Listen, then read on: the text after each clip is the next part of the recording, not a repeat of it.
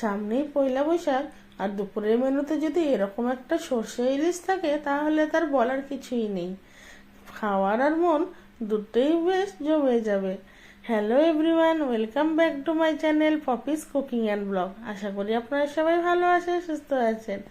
আজকে অনেকদিন পর আপনাদের জন্য একটা কুকিং ভিডিও নিয়ে চলে আসলাম।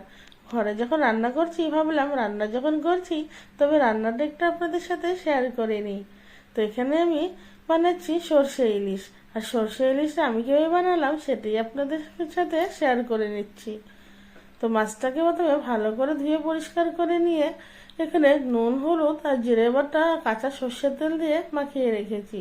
আর দিয়েছি এর মধ্যে সামান্য পরিমাণে লঙ্কার গুঁড়ো।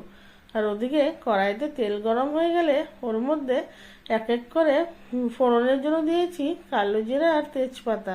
তারপর এক এক করে কড়াইতে মাছগুলোকে দিয়ে দিয়েছি। আর এখানে আমি একটা পেস্ট বানিয়ে নিয়েছি। এর মধ্যে দিয়েছি সাদা সর্ষে, কালো সর্ষে, কাঁচা লঙ্কা, নুন আর জল দিয়ে একটু ভালো করে একটা পেস্ট বানিয়ে নিয়েছি। সর্ষে ইলিশ তো অনেকে অনেকভাবে রান্না করে, তা আমি কিন্তু এইভাবে বানাই। এখন একটু জল দিয়ে সর্ষেটাকে গুলে নিয়ে মাছটা একটু এদিক ওদিক করে হালকা একটু ভেজে নিয়েছি। ভেজে নিয়ে সর্ষে পেস্টটাকে দিয়ে দিলাম। তবে আপনারা এইভাবে না করে একবারে সর্ষে দিয়ে মাছটাকে মেখে নিয়েও কিন্তু করতে পারেন, ওটার স্বাদও কিন্তু দারুণ লাগে। এখন এর মধ্যে দিয়ে দিব পরিমাণ মতো জল। ইলিশ মাছের সাথে সর্ষের কম্বিনেশনটা কিন্তু বেশ দারুণ। আপনার কার কার ইলিশ মাছ কীভাবে পছন্দ অবশ্যই কিন্তু আমাকে একবার জানাবেন। দিয়ে দিলাম মাছের মধ্যে পরিমাণ মতো জল। জল দিয়ে এখন মাছটাকে খুব ভালো করে ঢাকা দিয়ে ফুটিয়ে নিব যতক্ষণ না মাছটা ভালোভাবে রান্না হয়ে যাচ্ছে। দেখো সর্ষে ইলিশ কিন্তু আমাদের অলমোস্ট হয়ে এসছে। আর কিছুক্ষণ রান্না করে নিলেই কিন্তু মাছটা একদম পারফেক্টলি রেডি। আর ইলিশ মাছ রান্না করতে কিন্তু একদমই সময় লাগে না, একদম চটজলদি এই মাছ হয়ে যায় মাছটা। আর মাছ কিন্তু খেতেও কিন্তু দারুণ লাগে। দেখুন ঝোল যখন এরকম ফুটে আসবে আর ঘনত্বটা যখন এরকম হয়ে আসবে তখন কিন্তু এর মধ্যে আমি দিয়ে দিব ঝালের জন্য বেশ খানিকটা পরিমাণে চেরা কাঁচা লঙ্কা। লঙ্কা আমি পেস্ট করে দিয়েছিলাম, আর এখন কয়েকটা গোটা লঙ্কা এর মধ্যে দিয়ে দিলাম। আর এই রান্নার যেটা মেন জিনিস সেটা হচ্ছে এই সর্ষের তেল।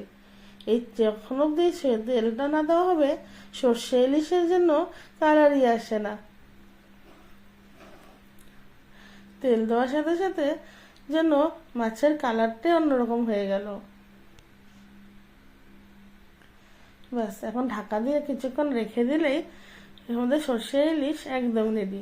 আর একটু পরিমাণে তেল দিয়ে এটাকে ঢাকা দিয়ে ততক্ষণ রেখে দিব যতক্ষণ না দুপুরে খাওয়ার জন্য সবাই রেডি হচ্ছে।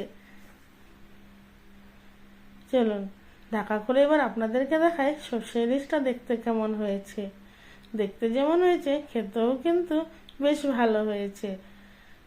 তো বাড়িতে কোনো গেস্ট আসলে বা কোনো স্পেশাল দিনে এরকম করে চটজলদি ইলিশ মাছের এই রেসিপিটি বানিয়ে ফেলুন। আর বানানোর পর খেতে কেমন হয়েছে অবশ্যই কিন্তু আমাকে একবার কমেন্ট করে জানাবেন। ভিডিওটি দেখার জন্য আপনাদেরকে অসংখ্য ধন্যবাদ। আর আমার এই রেসিপিটি যদি ভালো লাগে অবশ্যই কিন্তু পপিস কুকিং অ্যান্ড ব্লগ চ্যানেলটির পাশে থাকার অনুরোধ রইল। আবারও এক সময় আপনাদের সামনে আসবো এরকম এক রেসিপির সাথে। ততক্ষণের জন্য ভালো থাকবেন, সুস্থ থাকবেন। আমার তো বেশ আজকের রেসিপিটা বেশ লেগেছে। আপনাদের কেমন লেগেছে অবশ্যই কিন্তু আমাকে জানাতে ভুলবেন না।